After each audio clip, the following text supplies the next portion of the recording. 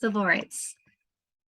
So, what are civil rights? They're a little bit different from civil liberties, which are just general freedoms. Civil rights, particularly, guarantees equal social opportunities, but also equal protection under the law.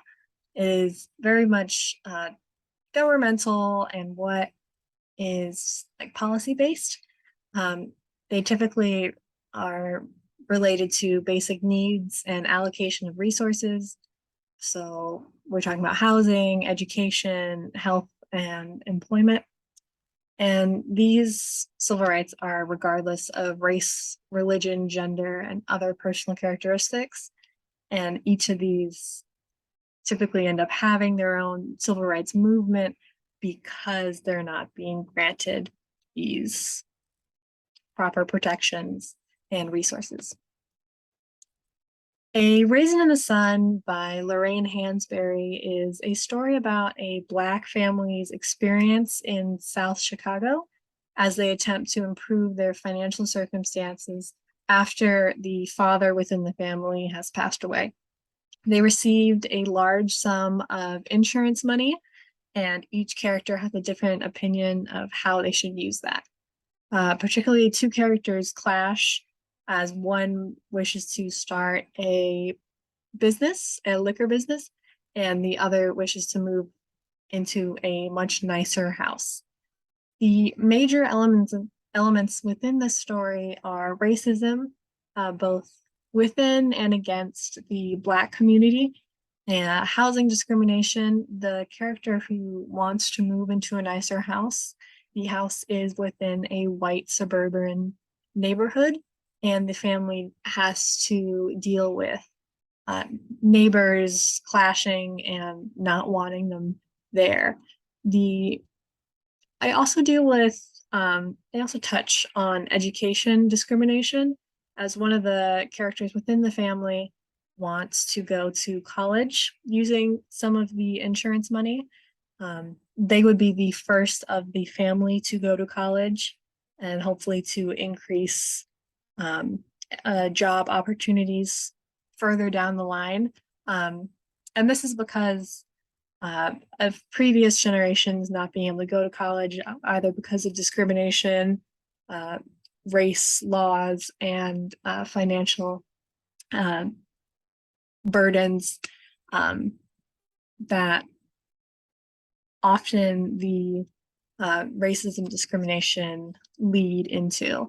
Now, currently, this relates to the Black Lives Matter movement that occurred during the pandemic, as there was a large increase of um, Black discrimination within the policing industry, and a lot of individuals were unjustly arrested, injured, and killed. Crying Within H Mart, sorry, Crying in H Mart is a story by Michael Zauner, and it's about her experience as a Korean American and her connection with her mother and culture through food. Now, this book is an expansion of an essay that was previously released. Both are a memoir dedicated to her mother, who had passed away from cancer. A little bit of clarification, H Mart is a Korean grocery store. So some of the major elements within this story are again racism, but this time within and against the Asian community and Korean community. The main character, well, I guess the author, because it is a real life story, talks about the alienation she feels both inside and outside. She does not feel Korean enough. She feels like she hasn't interacted with her culture enough to really be accepted into that side of her and that side of that community. But she also feels, as a child growing up in America, she feels that she was never white enough, never American enough to fit in with her peers. The story also talks about the experience within healthcare, as her mother did pass away from cancer. It sort of talks about how the Korean community interacts with the idea of cancer. And they're often not screened as early and feel like they're some of the last to partake in cancer cancer treatments, as they often feel it can be healed with time or at-home remedies. Some of the recent some of the recent civil rights issues that are currently relating to this are the Asian hate crime that happened after the COVID-19 pandemic. There was a lot of hate and racism against pretty much all Asians, really for no reason besides racism, blaming them for the COVID-19 virus. And particularly a lot of elderly were affected and killed because of it. The Handmaid's Tale by Margaret Atwood is a story about life. So it's the story about life of a handmaid during the oppressive theocratic society of Gilead. Here, women had no rights and are subservient to men, often being raped and abused.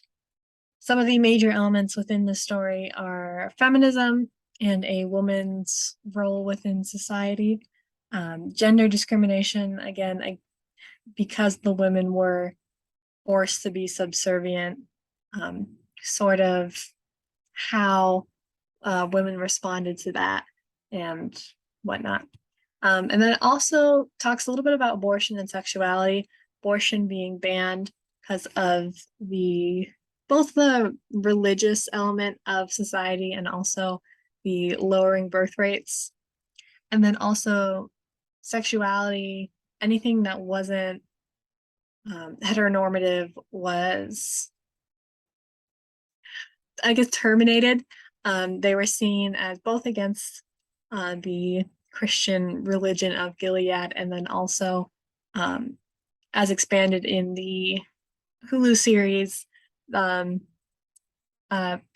Members of the LGBT community were seen as gender traitors, and they were thus executed accordingly because they were seen as contributing to lower birth rates. This is related to current issues with abortion being banned and the LGBTQ community having some problems. So within the LGBTQ community, there's a few things like the Don't Say Gay bill in Florida, which directly prevented education about LGBT communities to younger children. There's also all of the LGBTQ hate and gun violence with the recent club shootings that have been happening. And then women discrimination in the workplace, and still the pay, like the gender pay gap and whatnot. So overall, literature allows for authors to share their unique experiences within the world and allows for an in-depth and specific look at civil rights issues, particularly the ones that the author actively have experienced. This both shines a light on civil rights issues during the time of writing, but also can be related to current issues. As most civil rights issues have not been solved and still have obstacles to this day, being political, like governmental regulations and laws, economic, with monetary and job issues, and discrimination and social within classes and communities. And that's my works cited. Thank you.